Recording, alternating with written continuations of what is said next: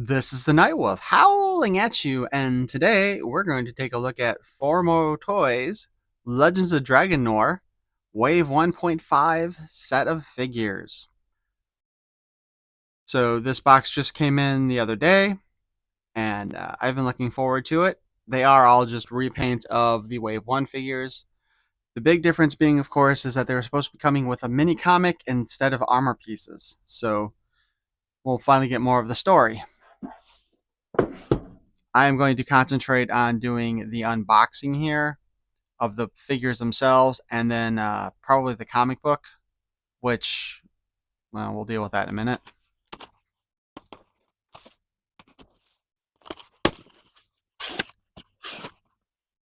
I like that they have a little protective thing here for when you cut the box.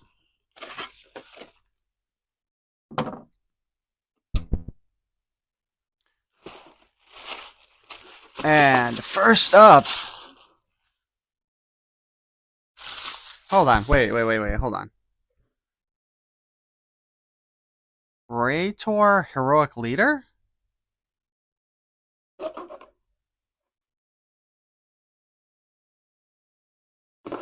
Alright, he is a different character. I mean, he's just a repaint of Onitor, but he's apparently a repaint that is a different character. That's interesting. I was not expecting that. Huh.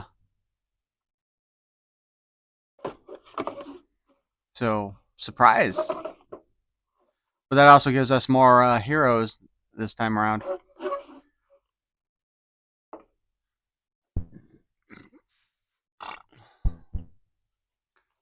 Next, we have Pantera, the Night Hunter, or Night Night Hunter Pantera, the Silent Huntress. She is herself again. Only this time, she is in black.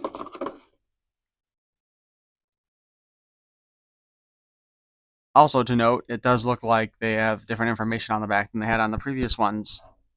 So this should be more interesting.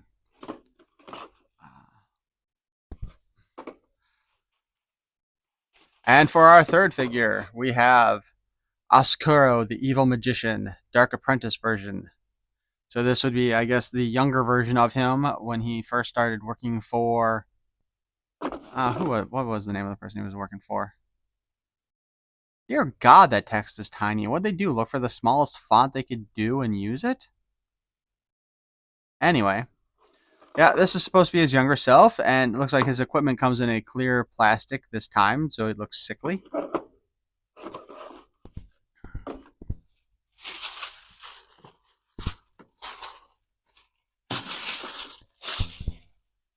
Our next figure is Fire Fury Karem, brave mystical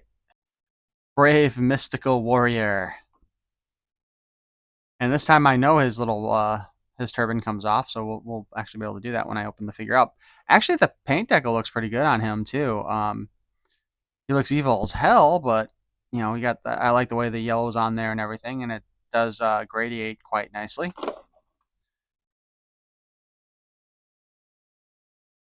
So.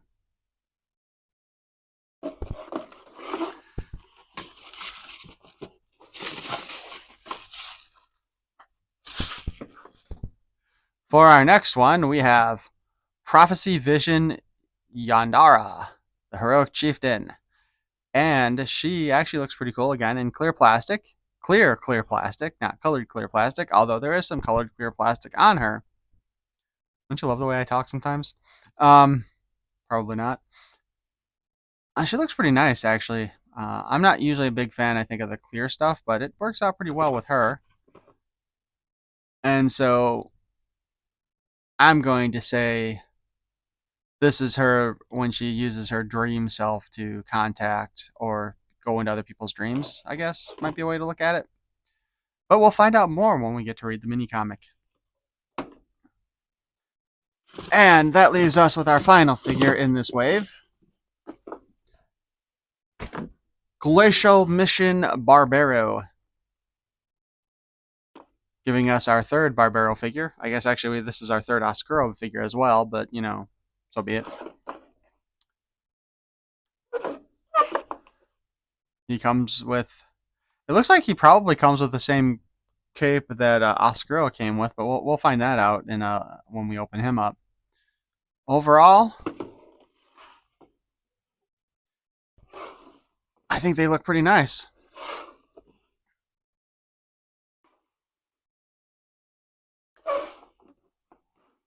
And I can't believe I was managed to keep them all together like that as I moved them. And apparently I can't center them in the middle of the thing anyway. But so this is our set of the Legends of Dragonore 1.5. And they come with the mini comic that we will be going over in just a few moments here. The repaints do look good. They are, of course, just repaints like anything else. It's a way to save money and put out more figures. I was not expecting this guy to be a new character. That's kind of cool. And we will, of course, have to see what his deal is going to be. I will go ahead and be doing individual reviews on these figures again, even though we have gone over them before because they are previous. But in this case, we will do a comparison between the originals and the new ones.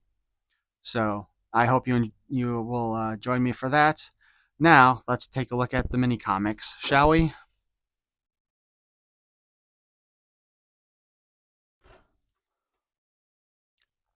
So the comic for this Legends of Dragonore is The Fire at Icemere, copyright 2002 by FOMO Toys Incorporated, LLC, all rights reserved.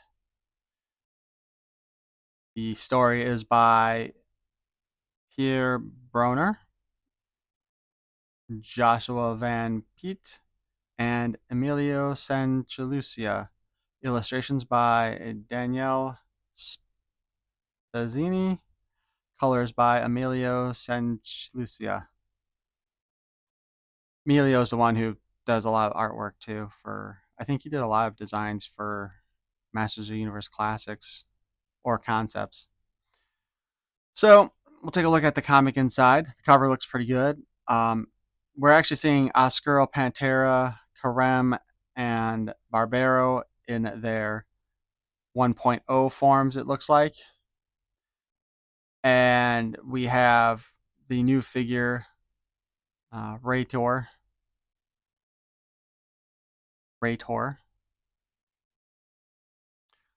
Uh, as well, who looks kind of more like stunned than scary. So our first page of the comic, and if you want to read it, you can go ahead and pause it. I am debating doing a dramatic reading of this later on. But we start out with Yondara having a vision of Oskuro and problems about to occur. She wakes up screaming, and she knows that he must be stopped. So she meditates to create her astral form to contact Barbaro, the barbarian, and lets him know that he must travel to Icemere to stop Oskuro and save the magma people. And this is when we get our first mention of Raitor. Barbaro agrees, and currently he travels to meet his friend Karem to have him help him travel there, I would assume. Although I'm guessing that Icemere must be on Barbaro's planet, because if I recall correctly, Barbaro and Oskuro are both from the same world. Karem, of course, agrees to help, and then we jump over to see Oskuro at the surface of Icemere, where he is looking to get in there and take over and control the magma people. And we get our first look at the magma people and our first time seeing an actual dragon aside from the face of the castle. And I wonder, is that one of the dragons that they showed? There's 3 dragons that they've showed so far that they plan on making. I'd also like to see some of these characters because I definitely want to see this the Vulcanite woman here.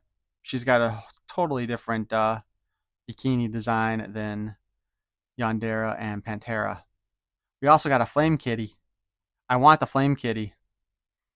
But anyway, Raitor is the brother of Onitor, and they've been locked in battle for a long time until fairly recently, where they separated from battle and he decided to live with the ice people. Well, not the ice people, the magma people. We, of course, then learn that Oskuro's plan is to use the Raitor's power to make the dormant volcano active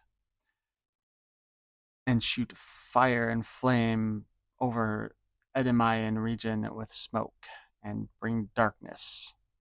He wanted to use that as cover so he could get to Castle Dragonstone to access the mysterious Well of Secrets. So, yeah. The cavemen, well, there's an issue with the cavemen that we will probably discuss when the Wave 2 actually comes out. But from a, let's just say from a layout perspective, for whatever reason, two things, and please take this to heart. If any of you guys from FOMO are listening, let's turn off the hyphenation. If we're going to be justifying the sides like this the way you're doing it anyway, take the hyphenation out. It'll spread the letters a little bit further apart maybe, but we won't get this break in the text. And then I don't know why the leading is screwed up on the third line, but that's kind of annoying. So now our friend Oskuro here decides he is going to pretend to be a ambassador of peace, warning Raitor of an impending danger, which I guess is accurate because that impending danger is all three of them, Oskuro, Onitor, and Pantera. However, Raitor is not too surprised by it as he can sense Onitor there, but it's still enough to get the attack in. And Oskuro casts a spell that immobilizes the Guardian and puts him at the mercy of the villainous wizard. Ha ha ha ha! Barbaro and Karem finally show up, and as they descend into the caves, they see that Oskuro has in fact commanded Raitor to unleash the magma of the ancient volcanoes, causing lava to burst through the surface and glaciers crumble and ice shattered and hellish chaos envelop the frozen region. Apparently it didn't melt anything though. Karem will not have any of this, and he goes to attack Oskuro, but the ground explodes with magma engulfing Karem. Karem can feel the pain of the heat and the flames, but he is able to control elemental powers, so absorbs the heat and flame, and thus becomes our Fire Fury Karem. And then Oskuro and Barbaro watch as Karem harnesses the power and uses it to free Raitor from the wizard's spell. So the two of them can work together to calm the volcanoes and stop the great glacier from finally melting. However, as Raitor tries to get up there, Onitor goes to attack his brother. But luckily, Karem shows up again to help stop Onitor and allow Raitor to defeat. But Karem was there to help stop Onitor from stopping Raitor. That's poorly worded. And on my part. And unfortunately, or fortunately, depending on how you want to look at it, Onitor was no match for the newly powered up Karem, and thus was defeated. And "This isn't over," is yelled before he retreats. And now that leaves Barbaro to fight Oskuro. And of course, Oskuro and Barbaro start fighting. Oskuro calling for Pantera to help, you could say, letting Barbaro know that he was no match for the pair of them. But luckily, Karem and Raitor show up to help with the melee. and thus they drove the villain and his lackeys to the edge of Icemere. The magma people gathered around the heroes, and Oskuro was losing the battle, so he decided to say, "Screw it, I am out of here." So he vanished using a teleportation spell, apparently, to keep him and his two minions safe. Of course, raitor and the Magno people were grateful to Barbaro and Karem and suggested celebrating the much-needed feast. But unfortunately, before they could, Chief Talon, who I have no idea who that is, if he's related to the Magma people or if he is supposed to be a whole nother character. I need to relook at the Wave 2 figures. But he brings news of another impending threat, meaning that Barbaro and Karem can't get drunk with the Magma people, the Vulcanites. So that's our basic story there. There is a line in one of these books. So on page 9, what I'd like to point out is there's this line here. Oskuro commanded Raitor to unleash the magma of the ancient volcanoes, and Oskuro obeyed the order. So, just the wrong name in the wrong place, because it should have been Raitor obeyed the order. Anyway, so a couple of things that the story itself is fine. It's done in the tradition of like the first wave of the first Masters of the Universe books, where it was more of a storybook than a comic book. I'm a little bit bothered though by the font size changes depending upon if they had too many words. Obviously, the spot here where we see they screwed up the leading between the two lines.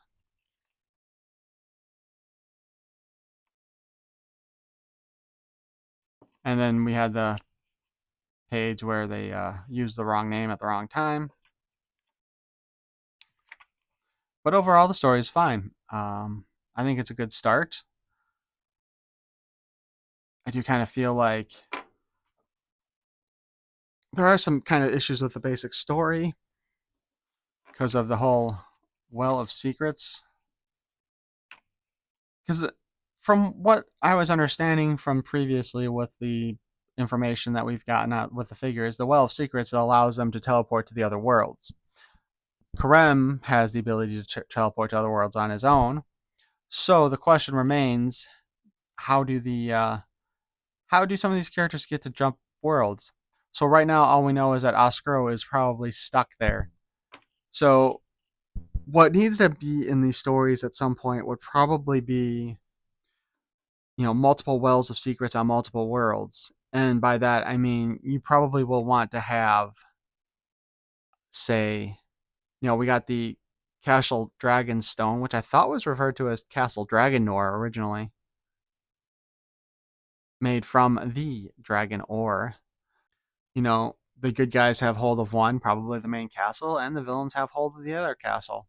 And they use that to go to the other wells on other worlds in order to do stuff. Because right now, we have Yondara on a separate world from Barbaro and Karem and Oskuro. So why she's getting these visions, I don't understand. But anyway, that's our look at the Legends of Dragonore mini comic. Like I said, you could have probably paused it and actually read the story itself. Hell, man, if I were you, I would have muted me and just gone ahead and read the comic and gone along with it. I would kind of like to do a dramatic reading of the whole thing. Maybe get some friends to do the voices for me of the other characters, if I had friends. Because what we would need a Barbaro, who, I don't know, whenever I look at Barbaro, I kind of think of like a Scottish barbarian. I don't know anybody who can do a Scottish accent. Yondara, Karem, and Oskuro all need voices. Onitor had a line. I think Raitor had a line. And that's pretty much it. So, not too bad. Unfortunately, as we know, my voice work isn't particularly good. But that concludes our look at the mini comic and our unboxing of the Wave 1.5 of the Legends of Dragonore figures. I hope you enjoyed it. Please feel free to like, comment, subscribe. Let me know if you are picking up these figures or not. I have seen some people mention that they'd like to, but the cost is kind of high. And some people aren't a fan of the limited articulation, which, I mean, I can't entirely blame them for that. You know, when you've gotten used to modern posability, you go backwards a bit, it is a little dramatic, you know? But again, these are really well made figures, so I would definitely say if you want to collect them, go for it. If you're on the fence on it, just jump off the fence and buy them. They are nice, and I want to see more various characters. I know in Wave 2 we're going to have that witch, which the witch, um, the switch witch because her head switches around too. I think she's supposed to be evil, which is kind of sad, but it would have been kind of cool to have had the evil looking witch as one of the good guys. But I guess we won't know for sure until we actually read her description, which I haven't done yet. So I hope you enjoyed this. Peace and love. Sorry for the rambling.